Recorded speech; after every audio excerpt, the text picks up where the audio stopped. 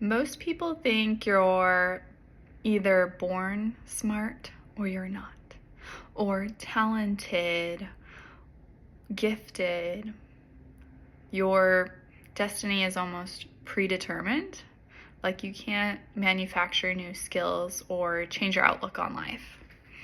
But I think that couldn't be farther from the truth, especially if you're into learning about how the brain works and really how little we know about it or just how much it's not talked about.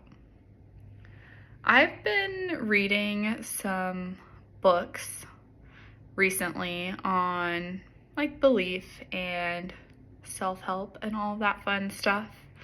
And I thought it was kind of funny when I was in Barnes & Noble the other day in the personal development section, and there were other women there my age, because I just kind of was surprised. It doesn't feel like, a subject matter that a lot of people are interested in, at least not necessarily people that I meet on a daily basis, or something I guess that people talk about openly. So it was just a nice reminder when I was in Barnes & Noble that there's other people out there looking for self-development and self-improvement, and they're similar to me. So I'm hoping, this helps if you're like that as well. So I picked up this book. It's actually called Beyond Belief by Nir Eyal. I probably just butchered that really badly. Apologies to the author. But I really, really enjoyed this book because it had a lot of science-backed elements to it. And as a more analytical person, I like science. I like seeing the support. It's just more believable in that sense when people actually run real tests and things are quantifiable. So there were 3 stories in this book that I think changed my life. Not trying to be too dramatic, but I will give them to you and why I think they are life-changing stories. And then also I will urge you to go purchase this book yourself and let me know your thoughts. So just taking a look at my notes here. The first one is that you view life through a keyhole.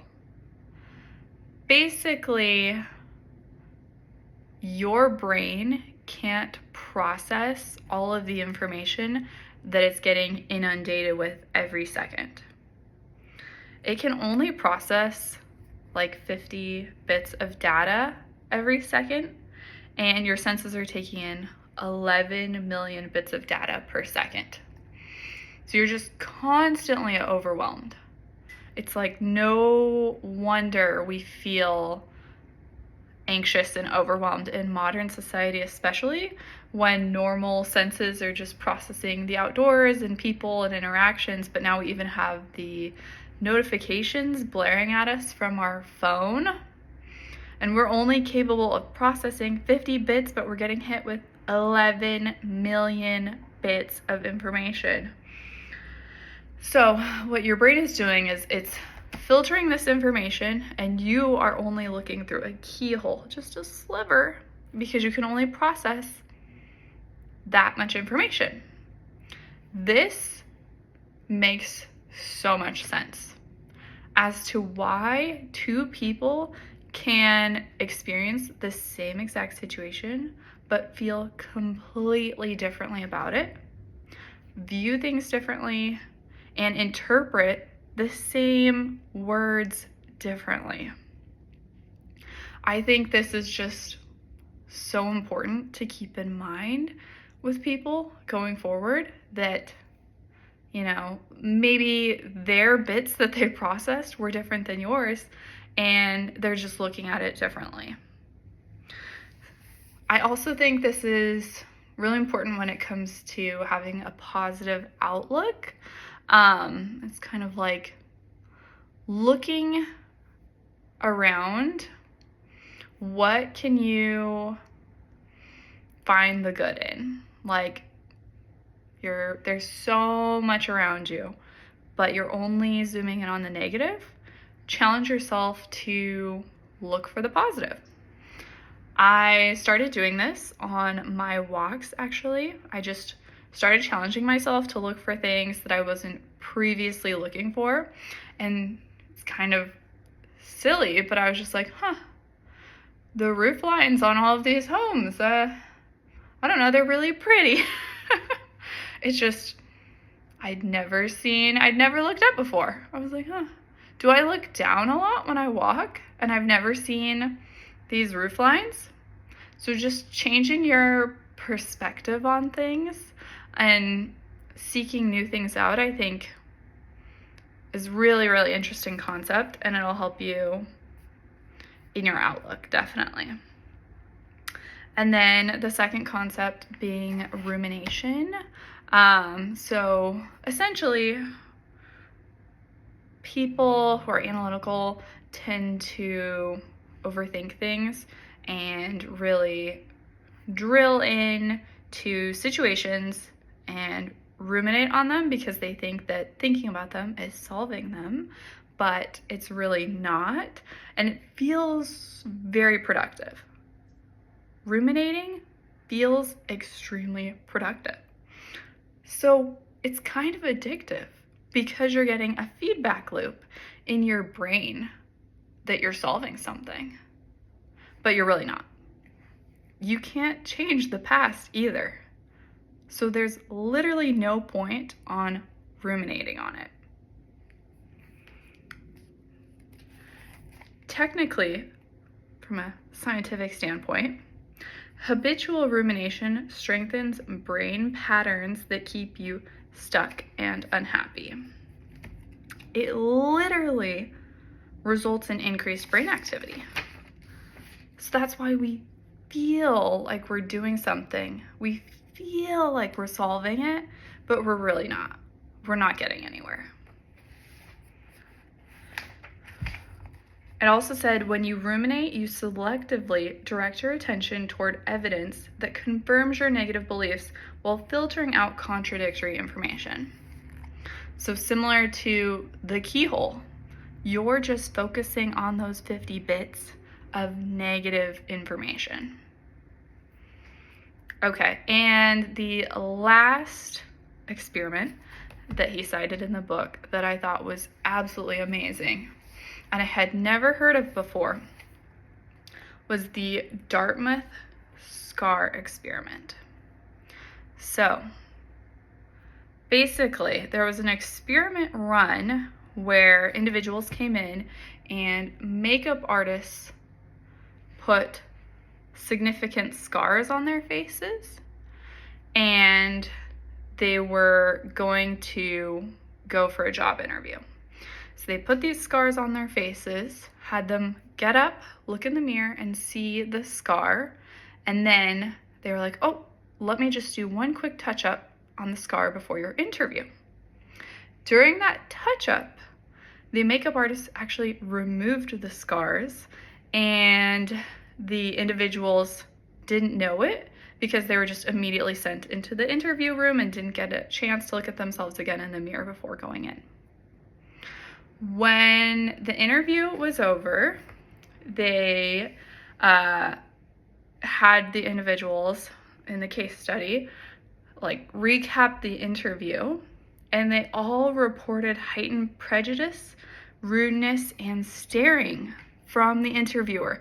Now, staring is the most interesting part to me because they didn't have the scars anymore on their faces. So it's like the interviewer was staring at nothing, but in the interviewee's mind, they were staring at the scar that they thought they still had. And so it just actually scientifically highlights how our preconceptions literally impact how we experience life, conversations, just situations.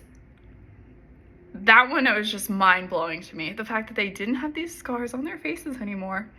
And they reported that the interviewers were more prejudiced towards them, and they were staring at these scars that were non-existent. So their brains were just filtering on the back end, looking for this negativity and this bias, which is so crazy. So if that's the case with a negative experience, what could be the case with the opposite? What could be the case with a positive experience? If you're immediately looking for how something can go right. I just think that, at least for me personally, my brain does not want to think that way. It's a lot easier to think, how can it go wrong? But if you start developing that mindset, how much better can life get? I think a lot of people are now talking about feedback and personal feedback and how what vibes you bring and just how you approach life kind of gets filtered back to you in a way. And that's like definitely the case. Like, they went into the interview thinking, oh, I have a nasty scar, oh, hopefully it doesn't get looked at. And it did get looked at, only because they thought they did. Only because they thought it was getting looked at. It wasn't actually. The scar wasn't even there anymore. So what about the opposite? If you're thinking, how can things go amazingly well? You're going to find, how can things go amazingly well? They found them staring at the scar, and the scar wasn't even there on their head. It's just a wild, wild, wild case study. So that one I'm definitely taking to heart. And it just reminds me to look for the good in things, because you'll find them whether or not they're there. Highly recommend the book. There's another book that I like called The Secret by Rhonda Burns, I want to say. Recently listened to that one on audiobook too. Another game changer. As ridiculous as it sounds, it says to say things out loud, like in your car on the way to work. Start saying like, oh, today's gonna be great. Kind of makes the day better. I don't know. It feels very woo-woo to say all of these things, but as Mr. Neer is pointing out, there's some scientific evidence behind it. So what do you have to lose if you try?